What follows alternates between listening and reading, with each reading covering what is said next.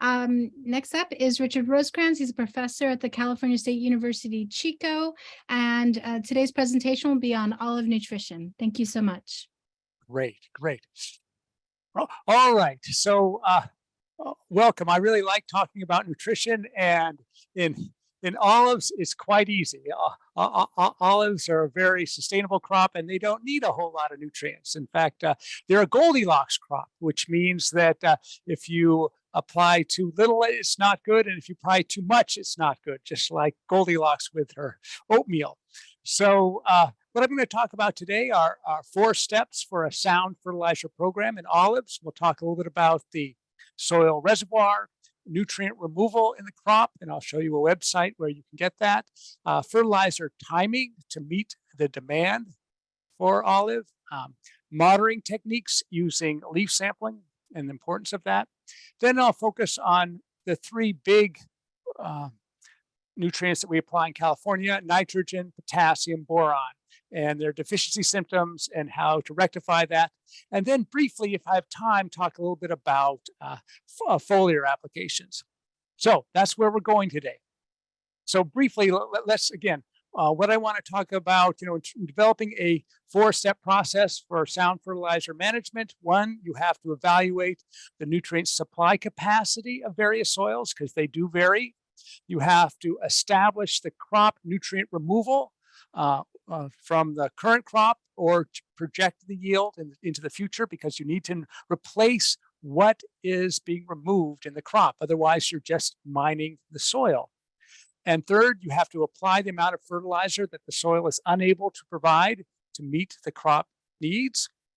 And finally, use leaf analysis to monitor the adequacy of the fertilizer program and fine-tune your applications. So I'm going to go into more detail, but this is where I'm going today. So let's first take a look at evaluating the nutrient supply capacity of various soils. And when we do that, you have to look first at the mineral pool, okay? And this is something that cannot be managed. This is just what the soil is, and it's dependent on whether it was a volcanic origin, marine origin, alluvial, if it's a very old soil like oxisol, or if it's a very young soil like entisol. Those provide various amounts of nutrients that are available as those weather. But these other nutrient available pools we can modify, and this is the exchangeable pool, and it's the fundamental determinant of native fertility, and that's the cation exchange capacity, and that's influenced by pH, salinity, and organic matter. And we can influence this by possibly increasing organic matter, which then can increase cation exchange capacity.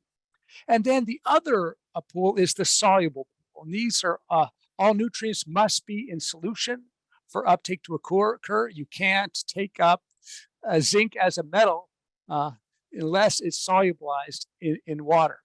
And pH and moisture influence the solubility of various nutrients. And our goal here is just to provide enough for the crop and to minimize the amount of soluble nutrients that are leached below the root zone. This is not what we want to do. In order to do that, we have to have a very productive and healthy root system. And so to do that here, let me just show you this graph here. We have percent root respiration on the y-axis increasing here. And what we see here is that most of the energy that's in a root is used for nutrient uptake. 65%, 25% is used for growth, and then 10% is used for maintenance. So a lot of energy is used for nutrient uptake to reduce the nitrate to ammonia and convert it to amino acids and take it up in the xylem phloem. Now, if you have a system like this on the right, where we have a waterlogged condition, this is absolutely anathema to olive production. Olives are very robust and they can live a long time, but the quickest way to kill an olive tree is to flood it. And what happens here is you stop respiration, you get anaerobic respiration, no nutrient uptake, no root growth, and the plant can die. So that's important. Another thing then is we have to establish the crop nutrient removal for the current or projected yield. And here we have, this is average California olive yield since 1920. This is, again, mostly table olive production here. And we see that our yields are, bounce around 3 tons per acre. But one of the things that you do see it, and sometimes it's very difficult to quantify your projected yield, is because of alternate bearing. These huge jumps from very low years to very high years, that's a consequence of alternate bearing. So trying to project your yields, can be difficult, particularly in an alternate bearing crop such as olive. But we do have calculators that are available here. If you just Google olive removal calculator, you can get to it here. Here's the website that I've developed here. And this is for a 5-ton crop, maybe a little bit more than we typically get on average in California. But what we can see here, this is for Arbusana, Arbequina, Cornici, and Manzanillo for nitrogen, elemental phosphorus, phosphate, elemental K, and potash. And for a 5-ton crop, we're moving about 32 pounds per acre in nitrogen, about 6 pounds of elemental phosphorus, about 98 pounds of K2O, or 81.4 pounds of potassium. So we're actually more potassium than nitrogen. So this will get you an idea on how much I need to apply based on what I'm removing, because again, this has to be applied to the soil. Another thing you might want to look at is nutrients in the prunings. Dr. Ferguson just gave a great presentation about pruning and hedging. Hopefully those prunings will be returned back into the crop by by shredding and applying that onto the soil down here. But some people could burn them and they might not be available. But if you look at an Arbequina hedge in California, if they are hedging, pretty much every year, there's not a whole lot of nutrients in the hedging material. There are some, but not a whole lot. In a Barnea in Australia, where they're doing more severe pruning, more amounts of nutrients are in the pruning. But you could include this in your nutrient budget or not, depending on how you're managing those prunings. If you're bringing it back into the soil, then you might not. But if you are burning it, then you might want to include these extra into your crop removal, the demand or requirement for the tree. So then we need to apply the amount of fertilizer that the soil is unable to provide to meet the crop demand. In California olive orchards, we're generally only concerned with the big 3 are nitrogen, potassium, and boron. And here we have a picture of a low-end crop. It's very pale in color. We get chlorotic leaves, lack of new growth, just a very weak growing plant. So if we want to apply these nutrients, where do we put the fertilizer? And in California, the way we manage them, most of the olives are in the upper foot of soil. Now, in some areas, I know people have said, olives are very deep roots, and they do have some deep roots, but the majority of olive roots in California are in the top 2 feet of soil. And so if we want to do that, we want to apply it there on the surface. Nitrogen or boron can be broadcast or spread in the tree row. Best, of course, is fertigation. I'll talk a little bit about that. But because nitrogen and boron flow with the water, they flow in mass flow with the water, they can be more broadcast. In contrast, potassium does not flow with mass flow. Most of potassium moves by diffusion to the root. And so therefore, we have to put the potassium very close to the root system. So Typically, we banned potassium in the wintertime right on the near the drip emitters or near the at the edge of the alley where rain can absorb the potassium into the soil. So potassium you want to ban. If we look at nitrogen deficiency here, on the right we have a nitrogen sufficient crop. Over here, I'm sorry, on the left we have a nitrogen sufficient crop. On the right is a nitrogen deficient crop. No low nitrogen symptoms typically are manifested by small yellowish leaves, poor shoot growth, sporadic bloom, poor fruit set, generally not a very healthy looking tree. So when can the trees use nitrogen most efficiently? Typically, for the highest uptake by the tree, nitrogen should be applied to the root zone just before the period of greatest uptake. And that is typically when you get that first new flush of growth and flowering in olives. And so Louise had a great picture of the shoot here. And here we have the current year's growth right here in these leaf axils of last year's growth, because again, flowers are born on last year's production. These are the inflorescences, and they will turn into inflorescences later in time. And this is a very good time to start applying your fertilizer. And again, typically some of the most efficient way of getting your fertilizer in is through fertigation. And this is at California Olive Ranch, where they inject their nutrients right into the drip system. And that's very efficient because that's where the roots are growing, and the nutrients are solubilized. They stay solubilized longer, and so fertigation is really the way to go. So here's another graph here.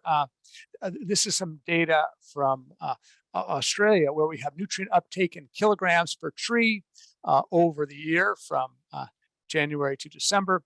And what we see here, that nitrogen uptake occurs probably first in the season here, followed by potassium uptake, and then followed by phosphorus here. So typically, if we're going to apply nitrogen, we want to make sure you get that in March, because this is when the uptake is just before the greatest grand growth uptake of nitrogen into the crop here. And then potassium uptake occurs a little bit later. So again, just ahead of shoot growth and bloom in early spring. Now, you can get too much of a good thing, and so I do want to spend some time looking at that. Here we have some data from Israel, where we look at vegetative growth, yield, and quality at different leaf nitrogen levels. So here we have a variable, and this variable could be vegetative growth, yield, oil quality. And this is increasing, this is decreasing. And here we have leaf end level from 1% to 2.2%. What we see here is that vegetative growth can increase with end level up to a certain point. Yield can increase and then decrease. And I'll show you some more data that support that. But also, more importantly, oil quality. And the way we're quantifying oil quality, poor oil quality has a high level of free fatty acids and decreases in polyphenols. So oil quality, as measured by increase in free fatty acids and decrease in polyphenols, definitely decreases as you increase nitrogen applications and nitrogen in the leaves. So this is definitely why we don't want to apply too much nitrogen. Here's some data, again, from Israel, looking at problems with excess nitrogen. And this is, again, why I'm talking about how olive, compared to almond, pistachio, olives is a Goldilocks crop, where if you apply too little, you're hurt, and if you apply too much, you're hurt. Whereas in pistachio or almond, if you apply too much, the crop just doesn't take it up, and there's no detriment for applying over amounts of nitrogen, except of course, you're wasting money and you're leaching into groundwater, but there's no decrease in yield. Whereas in olive, there is. And so this is some data where over 5 years, no, 3 years of data between 2013 to 2016, where they applied either 0 or 40. Their oil yield was about 4 kilograms per tree.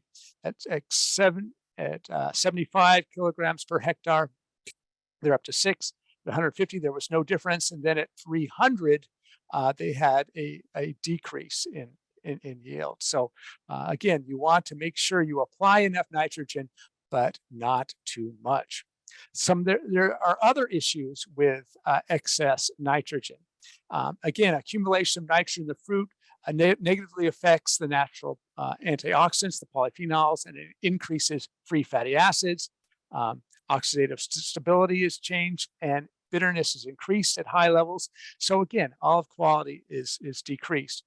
Another thing, though, is that high levels or excess nitrogen decreases the ovule longevity and consequently the effective pollination period.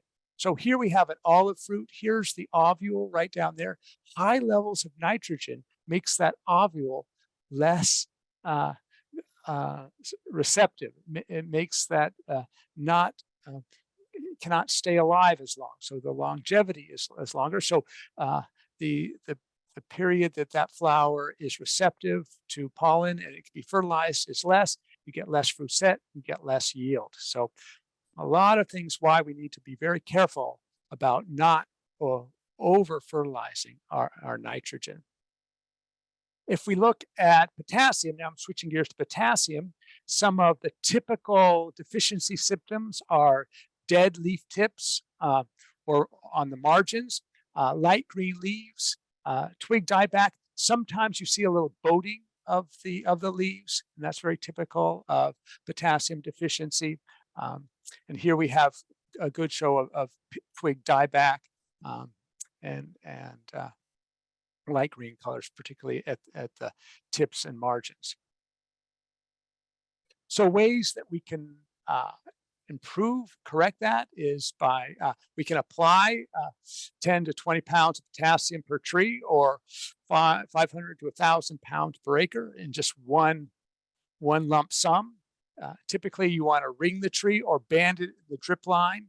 Again, don't broadcast it because, again, the potassium doesn't move very far from where it's been applied.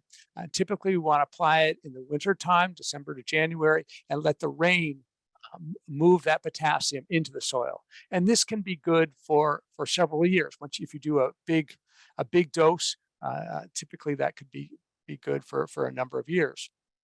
And here's some old data from Hartman here, where he had a mass dose of about 1,000 pounds. And then he looked at the average 4-year yield, and it was yielding 152 pounds per tree, very good. Whereas in unfertilized, they only got 36 pounds. And then he looked at the percent large fruit over the first, second, and third year, and it was pretty good at the first, second year, and then it started to drop off during the third year, whereas unfertilized were all very small fruit. So in terms of potassium deficiency, you get less crop and smaller fruit size, which in table olive is really difficult. You can't make any money on small fruit. Moving on to boron deficiency, another important one here. Typical deficiency symptoms are leaves with dead tips, a yellow band. You see that right there near the tip here, but still green at the base. So that is a characteristic of boron deficiency. Also, you get sort of excessive branching, sort of sometimes maybe like a witch's broom. You get twig dieback, but then you get this excessive branching too. So that's another example of boron deficiency. Now, if you look at boron deficiency in the fruit, you get a different type of symptom. Now, boron, the role of boron in plants is it helps the cells to elongate, to stretch, to get longer here. And if boron is lacking, then those cells do not stretch, they stay very compact, and you get this monkey face type of symptom where very defective. Again, this is definitely not marketable here. You get premature fruit drop and just not a marketable crop. Here we have another example of boron deficiency with, again, that monkey face. Again, boron is really important for cell elongation, cell extension here. And without that, the cells don't expand. They just sort of become necrotic and die. So correcting a boron deficiency, you could do this through soil applications, broadcasting 1/2 to 1 pound of a 14 to 20% borax material on the soil. 25 to 50 pounds per acre. Applying it in winter, it would be a good time, and allow the rain to move it in. You can also, a lot of growers apply it foliarly prior to bloom, and that has proved to be successful as well. So foliar applications prior to bloom is also very good for boron. So in terms of the last step is using leaf analysis to monitor the adequacy of your fertilizer regime. And here we have just a stylized version of these nutrient concentrations where we have yield. This is percent of maximum, 100% up here. And here we have nutrient concentration increasing on the x-axis. And here, over here is the efficient zone, here's the marginal zone, adequate zone, and the toxic zone. And what we really want to shoot for is right up here, being adequate here, but not too adequate, and definitely not in toxic, because this is where we want to shoot for with our leaf analysis. And again, that's very easy to say, but sometimes hard to do. But that's what we're shooting for. If we look at the levels of leaf analysis for olive leaves, typically nitrogen is deficient at 1.4%, optimal is 1.5 to 2%. Potassium deficient is 0.4%, optimal is 0.8 and 1%. And boron is 14 parts per million deficient, and 19 to 150 for optimal. Now, we have sort of been moving potassium, particularly in oil olives, this number up a little bit. Now, I've seen numbers around 0.7, 0.5% deficient, and so we'll stay tuned. We are looking at the potassium deficiency levels here in the future. Typically, the way we get that is we sample 100 mature leaves in July, and we take it from the middle of a non-fruiting shoot. It's very important to take it from a non-fruiting shoot, because a fruiting shoot will have much lower nutrient levels than a fruiting shoot. So finally here, maybe I'll briefly talk about foliar applications. Some people do it, some people don't. It can be a fast and effective method to supplement. I want to make sure you say supplement plant mineral nutrition to correct deficiencies, because you still want to apply nutrients to the soil. You just can't apply enough through the foliar applications. Olive leaves absorb foliar fertilizer fairly well, and I'm going to show you a caveat about that, but they cannot satisfy the full nutrient requirements. But they can come in, particularly like this year where we have a very wet, cold year. Putting on a foliar application may be useful because not a lot of root uptake is occurring because of the cold, wet weather. And in terms of urea gives good results at a concentration of 3 to 4%. Now, just to say that, olives are very drought tolerant. But one of the reasons why is they have these trichomes. So this is the underside of olive leaf.